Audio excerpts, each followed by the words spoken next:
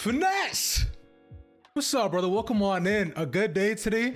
A dub put on the board. We finally got it all. How are we looking? Let's get the vibe check. Vibe check's good, man. We're feeling good. Like you said, the W, massive one, needed two, and just in overall standings, there's still life left for playoffs. So obviously, just a much needed win in a very desperate time, and I'm glad we pulled through. I am too, because I've gotten to do a couple of these with your teammates, you know, going all the way back with Sam after the first week, and then Ethan and Victor, and you know, things could be better, but I'm glad I get under the smiling face from the NRG squad. It makes my day a lot better, bro. Love that. It is wonderful. Before we get into the game real quick, I want to start big picture with you, because when you came back, the transformation idea, what was the vision when you came back in thinking, all right, cool, we have one split, we have like 2 weeks to practice, I guess we're gonna do this. I mean, yeah, it's crazy. Like, in my position, if someone else was in my position and they asked me, hey, is this a good idea? I would tell them, don't do this. It makes no sense. But like I said, I've said this in plenty of other interviews as well. It's just a challenge. It's good to, you know, you get an opportunity and you just want to see if you can do it. And you want to see if your team can do it with you helping. So that was the big reason behind why I came back. And as far as the vision goes, it was just a matter of try to do the best I can to implement my style of play while keeping the things that are good for them, which is very, very hard to integrate both. As you can clearly see off our results, it's very, very difficult to just come in and just plug and play, especially when you're playing great teams. So this honestly is just a shout out to the group that we have, man. And the teams, these teams have worked so hard. They've gained so much chemistry over the last year. So if we had destroyed them or something, Jesus, I don't know what they would have to say about that. So, I mean, in general, you know, we've had the hardest group and it's been hard overall, as we expected. We should have, there was multiple different maps that we played over versus Sentinels. G2, I think, destroyed us. G2 like completely deserved that game. But Sen, we had a chance, and we made a lot of mistakes in that game. So it's just a lot to work on. But yeah, sorry, long answer, but the question as far as vision goes, it was just try to implement my own style to the best of my ability with the time given. Hey man, I'm all for it, bro. You can go ahead and yap away, bro. I mean, I know you got a timeline, but I do love hearing you talk. So by all means, go ahead and enlighten me, make me grow hair on my head, if anything. Because you did list how just how tough it's been in terms of the group, though. And I remember talking to Ethan a couple of days ago. His biggest sentiment was that at this point we should be better. Right? I think like that statement that he mentioned, and I find that was something that was shared across both interviews and thoughts that I find every single one of you had, right? And I find now today with the dubbed, like, is the better now here, or is it just what you guys have been working on was able to finally show on stage? We play well. I think we play well. Even when I watch our VODs back from the matches, we're playing well. We're just making some of the worst mistakes in the biggest rounds, and we're throwing those rounds away, which makes us lose momentum and makes the other team gain it. And that's the issue that's a core issue with our team. Today was the only day that didn't happen, but it happened on the first map.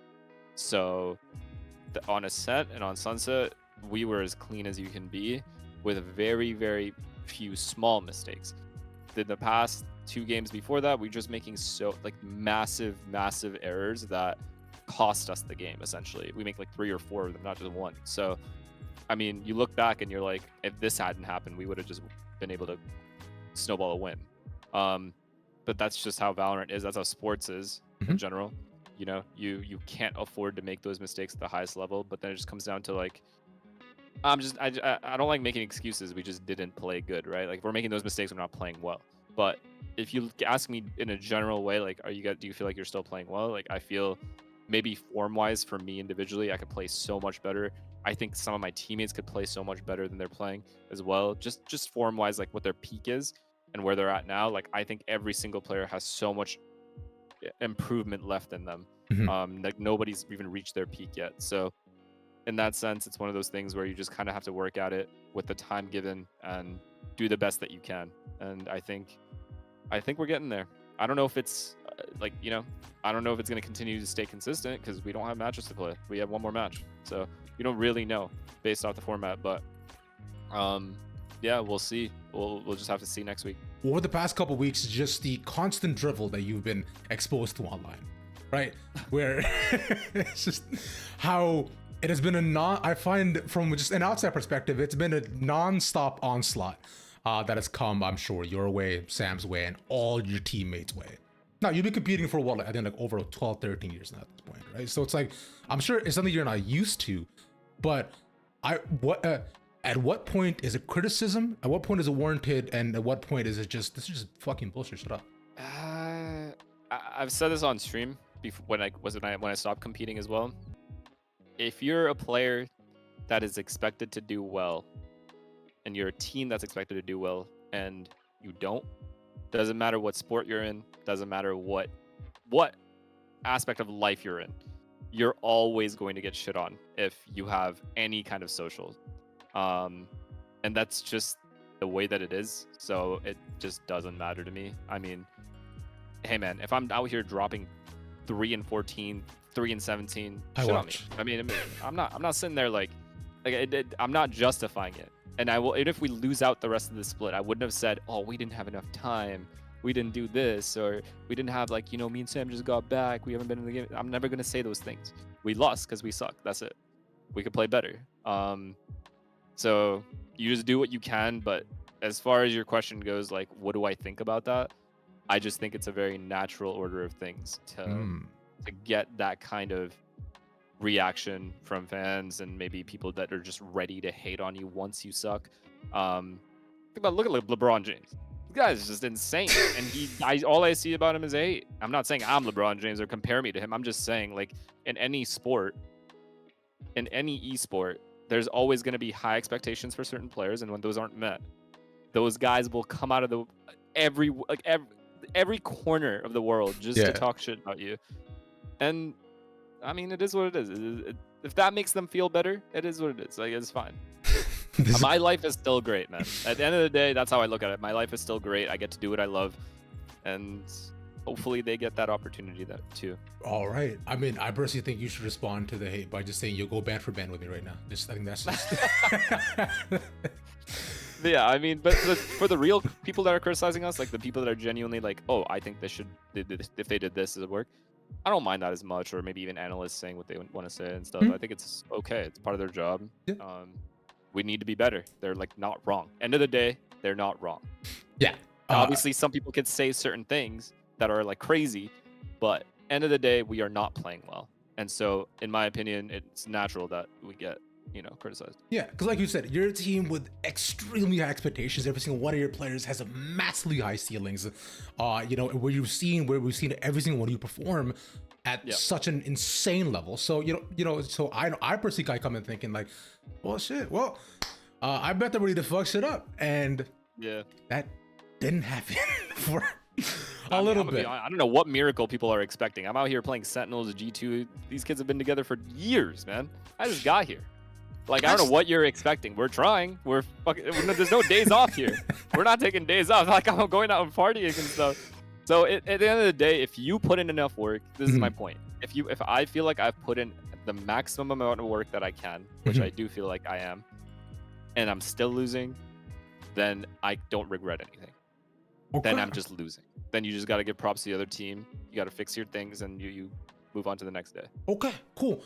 And based upon your performance, though, more specifically, and going back to what analysts are saying, a lot of people praise and talk consistently about FNS is known for his D-side calling, attack side calling, so on and so forth, his aggressiveness, right? And I find like has been the narrative surrounding you for quite some time, going back all the way to the fucking Optic days, right? Back during El Clasico was a thing, right? It's like just like that's all there. But I find for me personally, there's more that people are not seeing, but you go and let me know, right? I found like there's more than just all right second half or T side like finesse way to activate, right? I find there has to be more to this. I mean, the game just doesn't work that way. Like it doesn't work like, oh yeah, it's attack side. Like let me just get us 11 rounds real quick. That's just not how it works. It doesn't matter if I have God calls. End of the day, you know, these teams are good. These teams have good reactions, and if they communicate well in the round, they can still outplay us regardless of what I call. And I'm gonna have wrong reads sometimes. I think that claim has been exaggerated many a time, but I mean, I don't care.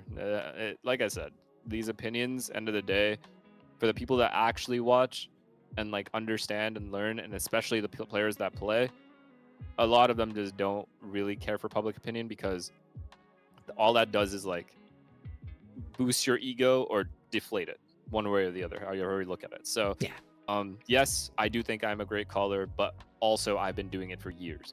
I would hope I'm decent at it. So, and as far as like attack side goes, defense side goes, you know, I'm still making calls on both sides of the game. It's just, like I said, our problems have very little to do with our fundamental play and more to do with how we manage to throw the rounds that we throw in the biggest situations, in the biggest moments, and it just deflates our entire half going, and we just get snowballed. So like I said, you have to give props to the teams that we're playing against. Sentinels played great versus us. G2 played great versus us, and they deserved wins today.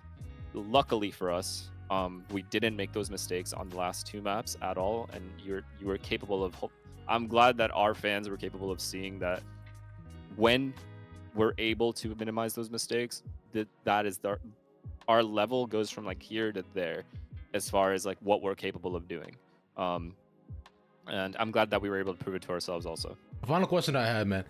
You said a lot during this interview about how you've been here for a hot minute, right? Like 10 plus. You've been calling, you've been working like all the way going back to the mouse pass days, back in like 2012, like 2013. You've been like before CS:GO was a thing, right? Like, which is incredible. And you've kept coming back year after year now, Valorant too, even after your arguably quite successful streaming career, right? Where you grew exponentially. So, and I find could have possibly been quite lucrative, right? It's like you came back for a reason this year, and if I next year with that being up in the air, what is it that keeps you coming back? Is it just competition drive? What? That exactly. That I love competing. I love, I've always loved sports. And then I fell in love with esports. So it's just, being a part of a team, being a part of something much bigger than yourself, having these expectations, and then being able to push through the pressure that is on you. You're breaking limits that you or others might have set for you, or they're just ordinary limits. And I think that challenge is, when you're playing esports, and especially when you're playing in a format like this, it is like very, very difficult to do it. And that challenge is what makes me want to come back. I love that, and I find it's been the same for a lot of competitors who've been here for years and years, right? It's just, it just makes sense where all this pressure on you, and when you finally get to be at the top, it does feel so goddamn incredible. Yeah. Final stupid question I had: which nicknames of yours that you've gotten that you hate the most? FNS, Poo-chan, or Pool-chan? The third one's so sad. The third one's tough. The third one's tough because everyone loves it. Like, everyone loves like making signs. Like, I have not seen one. I don't think I've seen I've seen maybe one finesse sign and like 17 Pool-chan signs. So that's tough. Like, it's tough that is the brand now. But when your boy learns how to swim, when that happens, I swear to you, the internet's gonna break. I'm gonna make sure of that. Ooh, bro. Until then, Bro, off season is long and pools are shallow. I'm might be time. I'm excited for you. I'm sure you got a really supportive crowd around you, or you got enough money to buy a lifeguard, bro. Just hop in, man. Oh boy, let's see. I'm all for it, but with that, FNS, dude, it's been a pleasure, an honor. Likewise, man. And Likewise. I'm finally happy we got to have this. Congrats again on the dub, brother. I cannot wait to see you out for the next game, bro. GG's. Take care. Thank you. Appreciate you. Peace.